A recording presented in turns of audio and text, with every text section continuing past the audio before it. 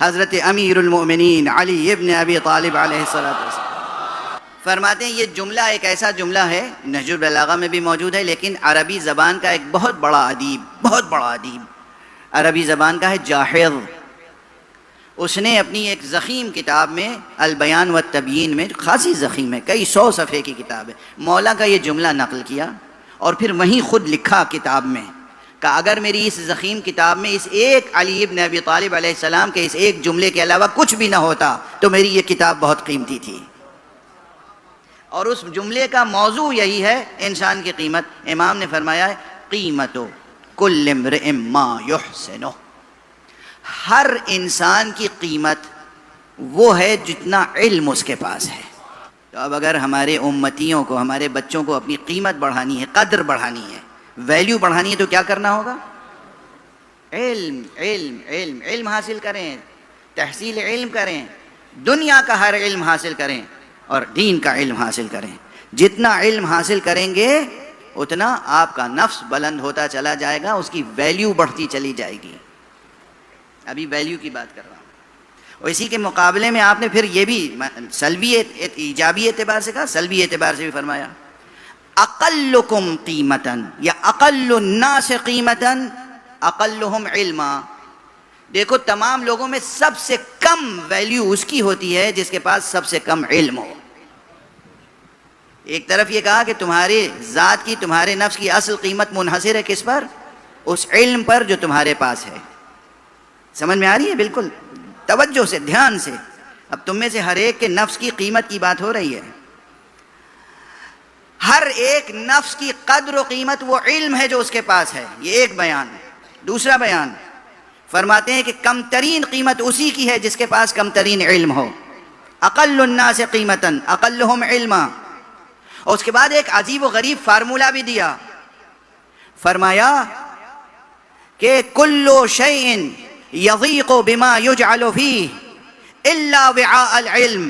دیکھو ہر شے، ہر ظرف، اگر اس میں کل وعاء یضیق بما یجعل فیہ الا وعاء العلم، ہر شے، ہر ظرف، ہر برتن، ہر کنٹینر وہ پر ہو جاتا ہے اور پھر تنگ ہو جاتا ہے جب اس میں کوئی چیز ڈالی جاتی ہے. یعنی آپ کوئی چیز لے کے سرمایہ کرنا چاہیں، جیسے عموماً غریب عوام کو پریشان کرنے کے لیے سرمایہ دار کیا کرتے ہیں؟ ضرورت کی چیزیں بازار سے اٹھائیں اور اپنے ہاں اس کا ذخیرہ کر لیا. بازار سے غائب لیکن ایک جگہ ذخیرہ ہے. مگر ان کے بھی ذخیرہ کرنے کی ایک حد ہوتی ہے، کہیں نہ کہیں جا کے پھر ہار جاتے ہیں. حرام کا ذخیرہ جب ہوتا ہے تو وہ کہیں نہ کہیں پھر ابل پڑتا ہے، بے اختیار بھی آنکھوں کے سامنے آ جاتا ہے، عوام کے سامنے آ جاتا ہے. ٹھیک ہے نا؟ تو ہر ظرف کتنا ہی بڑا ہو، جب اس میں کوئی شے ڈالی جاتی ہے تو وہ لبریز ہو جاتا ہے، پر ہو جاتا ہے اور پھر اس میں مزید کی گنجائش نہیں رہ جاتی. فرماتے ہیں الا وعاء العلم، اللہ نے ظرف علم ایسا بنایا ہے کہ یہ کبھی لبریز نہیں ہوتا، پر نہیں ہوتا. جتنا علم حاصل کرتے چلے جاؤ گے تمہارا نفس بڑھتا چلا جائے گا، تمہارا نفس ذہن بڑھتا چلا جائے گا، قلب بڑھتا چلا جائے گا. جتنا علم حاصل کرو گے کہیں بھی تمہارے دل میں علم کی زیادتی سے تنگی نہیں پیدا ہوگی. اور یہاں تک اگر بات آ گئی تو اب اور عرض کروں، اللہ بے نیاز ہے اور اس نے خدا کی قسم اپنے رسول کو بھی بے نیاز پیدا کیا ہے اور خود اپنے پاس سے علم دے کر پیدا کیا. لیکن ہمیں اور آپ کو سکھانے کے لیے قرآن مجید میں ایک عجیب و غریب آیت رکھ دی. اے میرے پیغمبر تم اللہ سے دعا کیا کرو، رب زدنی علما، پروردگار میرے علم میں اضافہ فرما. جب رسول کو بتایا گیا کہ آپ کہیے رب زدنی علما، تو ہم اور آپ کیا کہیں؟ کس صحرا کے ذرے ہیں؟ ارے وہ دیہاتی مثل بھی کہہ دوں تو کوئی حرج تھوڑی ہے، زبان میں ہے. کس کھیت کی مولیاں ہیں کیا ہم اور آپ؟ ہیں کیا؟ اللہ کے رسول کو اللہ نے کہا کہ قل رب زدنی علما، اے رسول آپ دعا کیا کیجئے، کہا کیجئے مسلسل پہ ہم، اے پروردگار میرے علم میں اضافہ کر، اے پروردگار میرے علم میں اضافہ کر.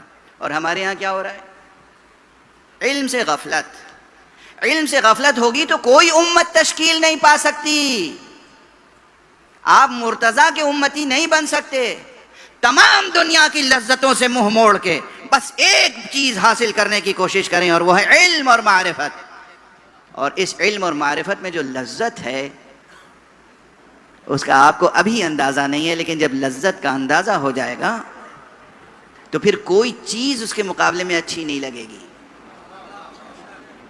علم کی لذت ہوتی ہے، لذت، مزہ. علم کی لذت ہوتی ہے. اور آپ کو اگر سمجھانا ہو تو ایک مثال سے سمجھا دوں. بات کرنے میں بھی کوئی مزہ ہوتا ہے؟ بالکل نہیں. لیکن اگر بات ذکر اہل بیت کی ہو تو آپ کا ذوق اس کی لذت سے آشنا ہے یا نہیں؟ لذت سے آشنا ہے یا نہیں؟ لذت ذکر علی سے آشنا ہے کہ نہیں؟ لذت ذکر حسین سے آشنا ہے یا نہیں؟ مجلس میں اس سے زیادہ مانوس اور اس سے زیادہ بڑی مثال نہیں دے سکتا میں. یہ مانوس بھی ہے اور حقیقی مثال ہے. جیسے ذکر کی لذت ہے نا، تو ذکر ہے کیا؟ عین علم. یہ علم کی لذت ہے. علم کی ایک بہتر لذت ذکر میں ہے. تو یہ جو دنیا کے جتنے علم ہیں ان میں بھی لذت ہے. میتھمیٹکس پڑھنے میں بھی لذت ہے اگر ذہن مانوس ہو جائے. فزکس پڑھنے میں بھی ایک لذت ہے. ارے بھوک پیاس بھول جاتے ہیں اچھے ریسرچر، اچھے اسٹوڈنٹ، جب وہ کوئی پرابلم سالو کرتے ہیں. تو علم حاصل کرنے کی لذت پیدا کر لیں، مزہ پیدا کر لیں، اور پھر علم حاصل کریں. دیکھیے دنیا میں کوئی بھی نسل، کوئی بھی قومیت، کوئی بھی قبیلہ آپ کے مقابلے میں ٹھہر نہیں سکے گا. اللہ آپ کو دنیا پر برتری عطا کرتا چلا جائے گا. تو ابھی تک تو بات ویلیو کی تھی.